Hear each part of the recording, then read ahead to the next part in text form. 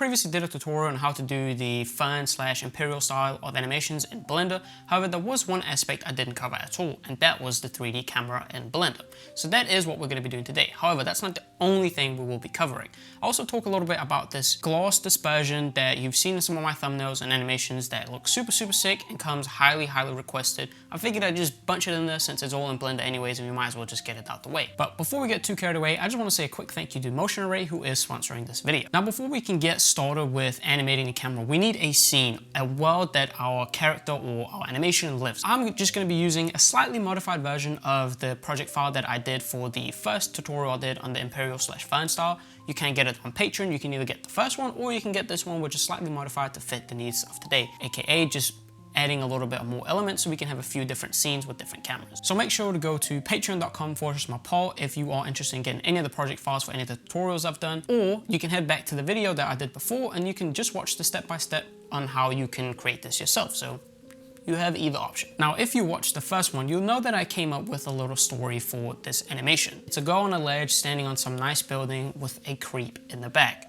I know, super crazy story. But to bring that to life, I'm going to be using Motion Array, which is today's video sponsor and one of the new features. They've just added a new AI voiceover feature, but instead of me yapping about it, let me just show you how sick it is. Once we've made it to motionarray.com, it's as simple as going over to voiceover, browse the different voices they have. By the way, they're all exclusive to Motion Array, so you can't get these anywhere else. No matter the mood of your video, there's going to be a voice that fits it just right. You can even tweak the voices using the emotion and speed parameters to get exactly what you need for your project. From there, we're simply going to type our text and hit generate, and within seconds, we have a voiceover for our video. We follow a young lady as she embarks on a journey of a lifetime.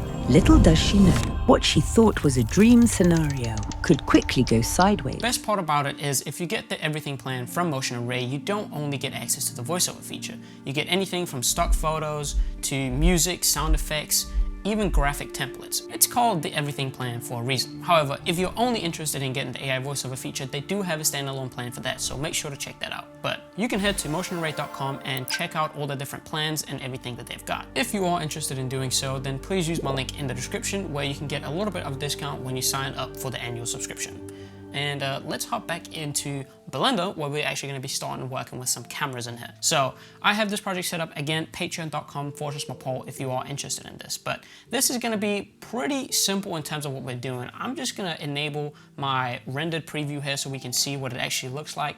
And as you can see, I super simple world setup. I just have a world light, and then I've just added a few little area lights, or kind of like softboxes, to where our action is beginning. You can see I've just added a little bit of animation in here, nothing too fancy. I just wanted something that would make sense for what we are going to be working on. First thing we're going to do is obviously add a camera, and we're going to be adding a good few cameras, but we're just going to start with one. So I'm going to hit Shift A to open up this little add menu, and then I'm going to go down into camera, and then it'll create a camera right in the middle of the composition.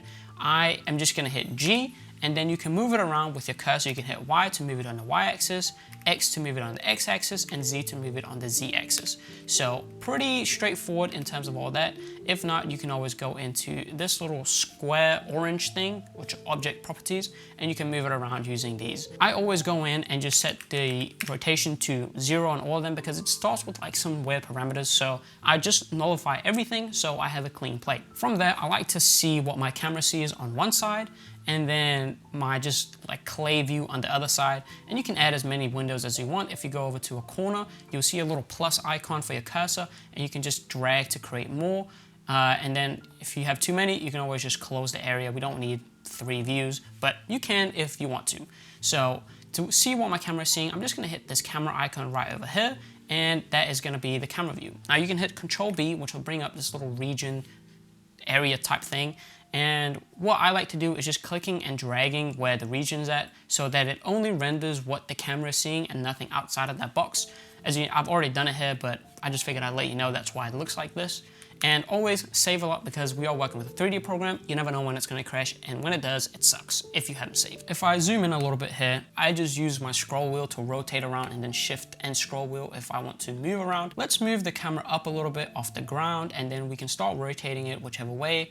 Let's do, I think that looks pretty fine. So I want to start with the lady, and then I want to move on to the horse, and then the last but not least, I want to move up to our little scene up here. So for this first one, I want a close-up where you kind of see the lady in the background. And again, stuff like this, it kind of helps if you have a little bit of a sense of cinematography, or if you just like movies and you start picking up like cool angles and stuff like that that tell stories, like going closer or wider or from a higher perspective and stuff like that. So that's just another element that you need to understand when playing around with this, but you can always just play around just because it's fun. And I like to turn on limits in my camera settings, which just shows me exactly where the focus distance is so I can set that manually. But I want to go pretty compressed, so I'm going to go something like an 85mm lens. And then I'm just going to maybe move it down just a little bit and rotate this up a little bit more and move it down a little bit more. I kind of want almost like looking just slightly up at our lady here. So as you can see right now, everything is in focus. But if we go into the camera settings and enable depth of field, we now see this little crosshair, which shows us exactly where the focus, or where it's pulling the focus from. So all I want to do here is go into the distance and just decrease it until we get right on our person here. And I just want to line that up where it lines up with her face, because that is essentially what I want to see. You can set it to specific objects, but it limits you in the way that you can't really shift focus easily. So I just like doing it the manual way. It's not very hard, especially when you're using the limit. So I think I like this angle right here pretty well. And one thing you can do is you can also increase or decrease the f-stop. So if I set it to a lower number, it's going to be more blurry. So something like 0.9, it's going to be a lot more blurry. Typically, you'll work in the 1.8, 1.2, 1.4 for really low f-stops, or you can go really high to something like f16, which if you know photography, pretty much everything is going to be in focus. I'm just going to set it to something like 1.4, just nice and soft. Nothing too fancy, but pretty blurry, so we get some nice separation between the front and the back, because we do want to start it off with it just being a little bit of like a secretive element. But we have the first camera in here, and we can add a little bit of animation to it. So I'm thinking to do a very simple, slight little pull, a zoom pull almost, but not really zooming, but more so moving the camera. So what I'm going to do is, let's go forward to about 30 frames, and I'm going to keyframe all the parameters for my camera here, as well as my focus distance. And then I'm gonna go back a little bit, and I'm just gonna move the camera back a little bit and down. So move it out a little bit and move it down a little bit. And then I'm gonna tilt it up a little bit more so we have her in focus still. And then I'm gonna keyframe all of these oranges, which is just signifying what you have moved. And then I wanna move my focus distance to be on the lady again, so that she is indeed in focus. And I want to make sure that I click the keyframe button, otherwise it's not going to keyframe. It's not as nice as After Effects, where it just does it automatically if you move something. There might be a way to do that, but I'm not that advanced yet. But I actually don't want this to be the first camera that we see. This is more like a close-up shot. Typically you'll start with maybe a wide angle shot, depending on your project. So what I'm going to do is I'm actually going to move these keyframes forward to start at 30 frames, where we get a little bit of this line thing I've made, kind of like the Neo phone style, but this is essentially the animation that I want to see. I want to see when this comes in and we have a little bit of that. So to create another camera, which is kind of the point of this whole tutorial, I'm going to click off and I'm going to hit Shift A again, and I'm going to add a camera. This time I'm just going to name this Camera 1, and I'm going to name our original camera Camera 2, and don't mind this mess I have over here.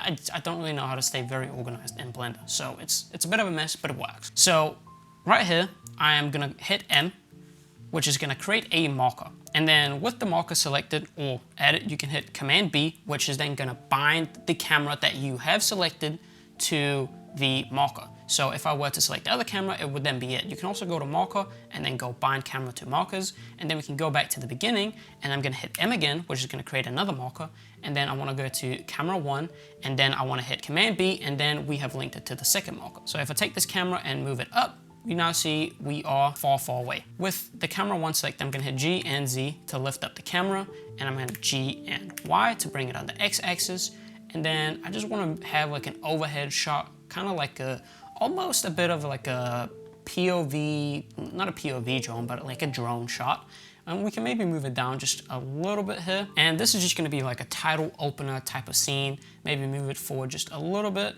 And let's keyframe the position right here. So just the Y position is all I'm wanting. And then go forward to 30 frames, which is where it cuts, or the frame right before it, so we can still see what we're doing. And then we're just gonna move that forward a little bit like that and keyframe it. And again, if you want to, you can go into the camera settings and then enable the depth of field if you want some depth of field, of course, and then go to limits, and then you can see exactly where your depth of field is. So in this case, we just want to move it down to be on that plane where she's at, and then you can increase the f-stop, you can do all that good stuff. So the trees are just a little bit blurry at the very top. So now if you play this back, we now have something that looks a bit like this, where we have two camera angles with some animation. So we have the first one, which kind of follows this little line here that starts animating in, and then we cut to the second one where we have our little lady coming in. Now, if for the keen-eyed people, you might be able to tell that there is just a little bit of easing to this. All the keyframes in Blender are automatically eased, like easy eased. You can right click and then just go to interpolation and then go to linear, which will then change it to just regular non-eased keyframes, which is sometimes easier to work with if you take stuff into After Effects and want to play around with the easing a little bit. And a good thing you can do as well with uneasing the keyframes is you can make the keyframes overlap just a little bit so that the movement starts a little bit before you actually get to that scene. So if you then go to camera 2 here, and let's just drag these out just a little bit here, right after the camera markers and right before. Interpolation, just go to linear, and then we're going to do the same thing for camera 1 right here, boom. And just take these and move it just past, and then right click interpolation and go to linear. And just so you can get a little bit of a better sense, I'm just going to go into my camera here so you can actually see it just in this angle. So we have it moving in, just a little bit of motion, boom, super simple. But then up here I want to create a little bit of a almost like an orbit shot where we orbit around this lady. The easiest way I can think of doing that is using empties. So I'm going to hit Shift A and I'm going to create an empty, and you can create whatever shape you want, a cube, whatever, and you just want to move this up and you want to put this in the same position as your character. So you want to make sure that the cube is in the middle. So I think that is pretty good. And then I'm going to hit Shift A and I'm going to add another camera, and this time we'll do right about, let's say 124.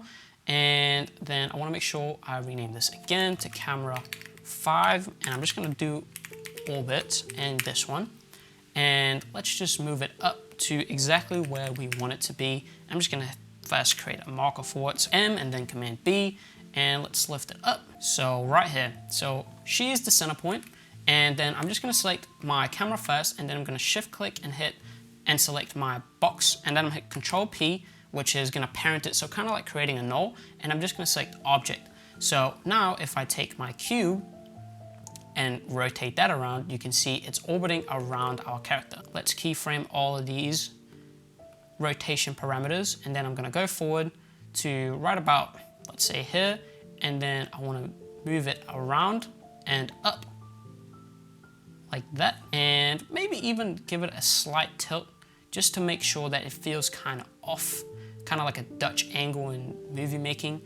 And then we can keyframe all of those again, and now we have a nice little orbiting shot where it cuts. And again, I just want to select these keyframes, right click, interpolation, linear, and just move these out to start a little bit before. So we come in from that high intensity shot and we get a little bit of an orbiting shot where we have this nice reveal of this guy in the background as we come around. That is pretty much it. It's so easy to add cameras. It's just, I didn't even know how to for so long. That pretty much sums up the camera part of this tutorial. Now, there was one last thing that I promised, and that was to show you how to create the glass dispersion. Now, you can either find glass dispersion assets on motionarray.com actually. Make sure you check the link in the description. But the way that I created the famous text, not the famous, the text that you've seen in the thumbnail that is looking like gloss is actually by using a paid plugin, which is extremely cheap for what it is, but it essentially allows you to get more realistic gloss in Blender. So if I select this lady and I go into my little icon up here, which just lets you pick the different views, and go into the shader editor, you can see I just have a very basic setup here. But the plugin that I used is called Shaders Plus. It is absolutely phenomenal. I highly recommend it. It is linked in the description. It's so cheap for what it does. And all you gotta do is go into the little plugin up here, and then you can just either pick some principled, like some base, whatever, or you can go down into gloss and then pick the different gloss dispersions that they kind of have. You can play around with this. They also have caustics, which is super nice if you want realistic looking gloss reflections. It's just so much good stuff, so cheap. But let's just pick the strong one, and I'm just gonna crack that in, and I'm just gonna take this BDSF and just drag it into the surface instead of the principal BDSF I had already. And you can already see the colors in here. Now the big thing about working with gloss dispersions, like in the example in the thumbnail, is the lighting. The lighting is the most important aspect of that. So removing or changing or adding will change the complete look of this. But that is pretty much how you create the gloss dispersion look, and coupled with some really nice camera angles, you've all of a sudden got a hit piece in your hand. Again, thank you to Motion and Reve for sponsoring this video. I want to say thank you to all the people that are subscribed to the Patreon. If you want, I highly recommend it if you are interested in project files. And outside of that, I just hope you have a wonderful day. And hopefully you enjoyed this video. Hopefully you feel inspired to go out and make something for yourself. And I'll see you again in the next one. Peace out.